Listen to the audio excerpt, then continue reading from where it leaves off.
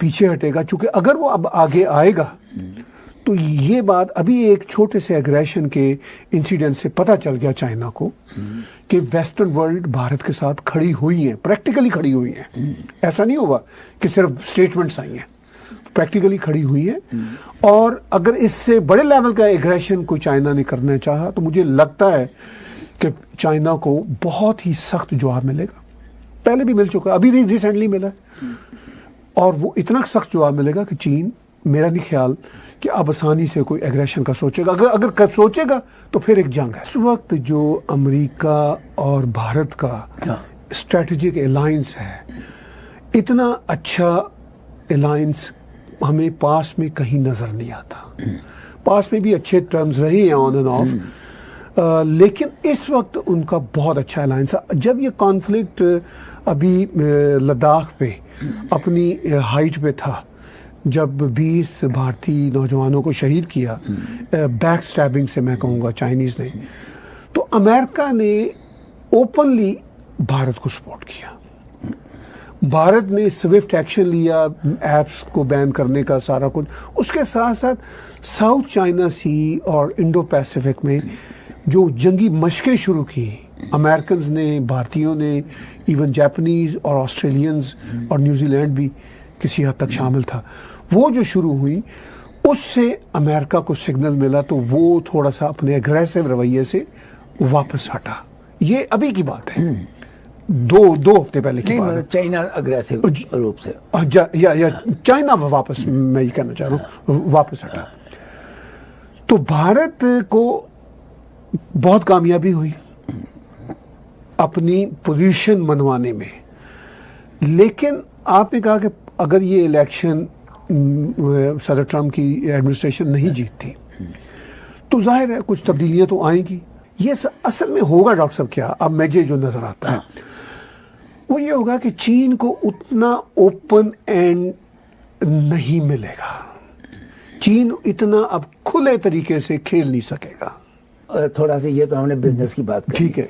अब हम थोड़ा सा जरा इंडिया और चाइना के बारे में जो फॉरेन कंट्रीज कह रही हैं उनकी थोड़ी सी बात करें। ठीक।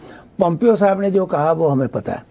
मैं आपको ना एक ब्रिटिश फॉरेन सेक्रेटरी की, जब वो पोम्पियो साहब को मिले तो उस वक्त उन्होंने क्या कहा, बड़ी इंटरेस्टिंग है, मतलब ब्रिटिश प्राइम मिनिस्टर का भी।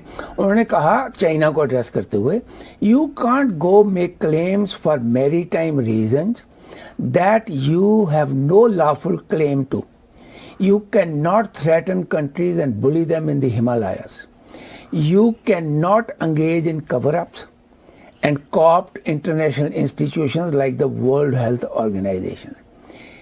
ये मैं पूछना चाहता हूँ, इस किस्म की जो चेतावनी है उसका क्या असर होता है चाइना के ऊपर? बिल्कुल डेफ ईयर का होता है या नहीं, बिल्कुल होता है डॉक्टर साहब, बिल्कुल होता है। क्योंकि देखिए, मैं ये यहाँ पे अभी हम इकोनॉमिक्स की बातें करेंगे। इकोनॉमिक्स तो जितना पॉसिबल है वो तो चलता रहेगा। उससे अगर वेस्टर्न वर्ल्ड और अमेरिकन ये तय कर लें चाइना की डिपेंडेंसी के बावजूद, तो वो तो चाइना को कंटेन कर सकते हैं। पहले भी कंटेन किया हुआ, ऐसी बात नहीं है। श्रीलंका की मिसाल मैं बार बार देता हूँ। श्रीलंका में, श्रीलंका की वजह से चीनी बाहर नहीं गए, वो पीछे वेस्टर्नर आए थे। मालदीव की मिसाल में देता हूँ आपको, ठीक है। तो ये जो है, इसी तरह भारत के साथ जो अलायंस है वेस्टर्नर्स का, वो है। और ये बात अब तय है डॉक्टर साहब कि या तो चाइना को बहुत ही स्टूपिड हरकत करके कोई बड़ा ही खतरनाक किस्म का एग्रेशन करेगा,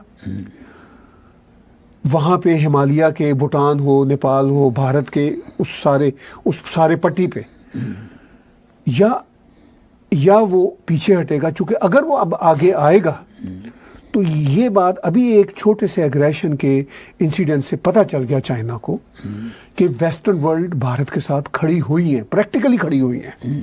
ऐसा नहीं होगा कि सिर्फ स्टेटमेंट्स आई हैं, प्रैक्टिकली खड़ी हुई है। और अगर इससे बड़े लेवल का एग्रेशन कोई चाइना ने करना चाहा तो मुझे लगता है कि चाइना को बहुत ही सख्त जवाब मिलेगा। पहले भी मिल चुका, अभी रिसेंटली मिला, और वो इतना सख्त जवाब मिलेगा कि चीन, मेरा नहीं ख्याल कि अब आसानी से कोई एग्रेशन का सोचेगा। अगर सोचेगा तो फिर एक जंग है। नहीं, मेरा ख्याल है कि जहाँ तक चाइना का अग्रेशन है, ये छोटा मोटा तो मैं आपको आगे भी कह देता हूँ, आज भी मैं हाँ, आगे वो भी जो कहा, चलता है, छोटा मोटा अब भी चलता है। कहूंगा।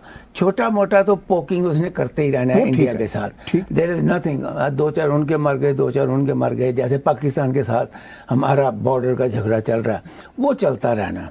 लेकिन एट द सेम टाइम जो इस वक्त चाइना को फिक्र मुझे लग रहा है, जिसकी मैंने आपको पहले एग्जाम्पल दी कि जी साहब ने कहा कि मैं आपका धन्यवादी हूँ कि आपने चाइना को चुना, क्योंकि China is the best country to do business, ये उन्होंने वर्ड कहा। वो एक तो हम इस चीज़ पे एग्री करते हैं कि वो बहुत बड़ी मार्केट है, दैट्स नंबर 1। दूसरा, अगर हम इसको इंडिया के साथ जोड़ें, इंडिया भी बहुत बड़ी मार्केट है। इंडिया में भी इस वक्त कम से कम 200-300 मिलियन लोग ऐसे हैं जो हर चीज़ खरीद सकते हैं। ये अलग बात है कि पिछले 2-3 साल से वो काफ़ी मुसीबत में आए हुए हैं। उनका जो इस वक्त पॉकेट कैश फ्लो खर्च करने का कैश फ्लो जो है वो ना के बराबर रह गया। मैं आपसे ये पूछता हूँ कि अगर इंडिया इस चीज़ को करेक्ट नहीं करता अगले 1 साल में, I don't give more than that 1 year, अगर वो 1 साल में इस चीज़ को करेक्ट नहीं करता तो उसका फ़ायदा फिर चाइना उठाएगा जी या नहीं?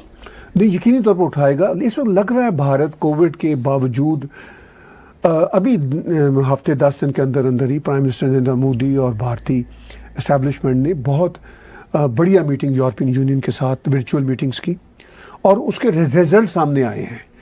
और रिजल्ट्स इन मानों में जो स्टेटमेंट्स आ रही है, जो पॉलिसीज आ रही हैं कि भाई वो उन्होंने किया। प्राइम मिनिस्टर नरेंद्र मोदी ने अभी 3 दिन पहले यूएस के साथ एक किया है समिट वर्चुअल, और उसमें उन्होंने दावत दी है कि आप आए। लेकिन देखने वाली बात, दावत तो देते उनको 6 साल हो गए। हाँ, लेकिन अब देखने वाली बात यह है कि कोविड जरा और कंट्रोल होता है तो उसके बाद ग्राउंड पे अगर भारत फैसिलिटीज इंडस्ट्रियलिस्ट को, फॉरेन इन्वेस्टर्स को वो फैसिलिटीज देता है जो चाइना दे रहा है। ताहिर साहब, हिंदुस्तान में कोविड-19 पिछले 10 दिन से लगातार बढ़ रहा है, और आने वाले टाइम पे लोग ये कहते हैं कि India will be the number 1 country with the effect of covid, that's number 1।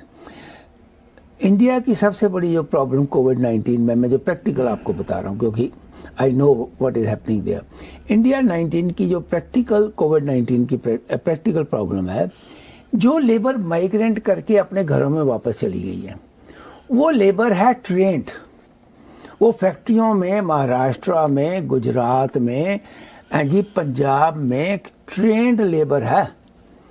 अब वो जो ट्रेंड लेबर चले जाती है और वो कहते हैं अब हमने नहीं आना, क्योंकि कुछ गवर्नमेंट ने जो है फैसिलिटीज़ दे रखी हैं कि आप अपने गांव में रहकर भी आपको 100 दिन के पैसे मिलेंगे ही मिलेंगे।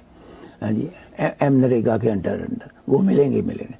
तो इस किस्म की जब सहूलतें मिल जाती हैं और लेबर की कमी होनी शुरू हो जाती है, मुझे तो आप सिर्फ, क्योंकि आप भी काफ़ी नज़र रखते हैं इंडिया के ऊपर, अगर इंडिया ने अगले 1 साल में इकॉनमी को ठीक ना किया, और इकॉनमी ठीक करने का मतलब है जो लेबर है जिन फैक्ट्रियों से निकली वो लेबर अगर वहाँ पर ना पहुँची, जी, और कोविड-19 जो है अगर ये दिसंबर तक चला गया, जो कि कम से कम अक्टूबर तक तो जाएगा ही जाएगा इंडिया में, क्योंकि इंडिया में अब कल 50 हर साल हर रोज़ 5,000 आदमी बढ़ रहे हैं। जैसे कि अमेरिका में 20 दिन में 3 मिलियन से 4 मिलियन क्रॉस कर गए। अब उसकी कंपल्शन क्या हुई? देखिए काम कैसे रोकते हैं। उसकी कंपल्शन ये हुई कि जहाँ भी पार्टी की नेशनल कॉन्फ्रेंस होती है प्रेसिडेंट के नॉमिनेशन की, वहाँ पर कम से कम 100 मिलियन जो है वो इंडक्ट होता है उस इकॉनमी में, 100 मिलियन। अब दूसरी बार प्रेसिडेंट ट्रंप को भी ये कैंसिल करना पड़ा। अब वो भी वर्चुअल होगा सब कुछ जो होगा। मेरा सिर्फ सवाल ये है, मुझे बार बार यही परेशानी है कि किस तरीके से हिंदुस्तान अगर अपनी इकॉनमी को ठीक नहीं करता जी, और प्रैक्टिकली कंपनियों को वहाँ लाके इन्वेस्ट नहीं करवाता। इस वक्त तो देखिए एक बात तो एक बात तो ये समझ गए आप कि कोविड-19 में अभी by the end of this year तो किसी कंपनी ने कोई स्टेप नहीं लेना। ये बात हम मानते हैं, नहीं लेना तो फिर बताइए कि फिर कैसे होगा। वो तो चाइना में तो लगा हुआ है काम, देखिए डॉक्टर साहब, चाइना में काम लगा हुआ, लेकिन चाइना में भी इस वक्त बहुत रिस्ट्रिक्शंस है कोविड की वजह से। आप कोविड ने की बात और आप इकॉनमी की बात दोनों जोड़िए। हाँ। तो कोविड जो है वो इस वक्त सिर्फ भारत का मसला नहीं है, पूरी दुनिया का मसला है। मैं कोविड के हवाले से कहता हूँ, मेरे पास ऐसे बहुत सारी वीडियो क्लिप्स मौजूद हैं जहां भारत के बड़े टॉप के एक्सपर्ट्स ने प्रेडिक्शन की थी कि जुलाई तक भारत में 2 मिलियन तक लोग मर सकते हैं। ये मेरे पास वीडियो क्लिप्स मौजूद है, मैं वो चला दूंगा किसी तरह। ठीक, ऑल इंडिया मेडिकल इंस्टीट्यूट जो सबसे बड़ी इंस्टीट्यूट है ना? दिल्ली में, उसके डायरेक्टर ने कहा ठीक था। है, मतलब ऐसे मेरे पास कम से कम 3-4 क्लिप्स मौजूद हैं, इतनी पर प्रेडिक्शन थी।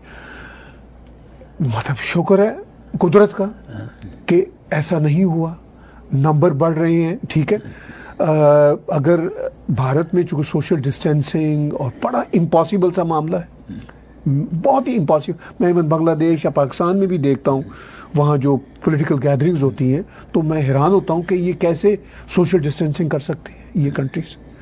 तो भारत में भी बहुत बड़ा चैलेंज है।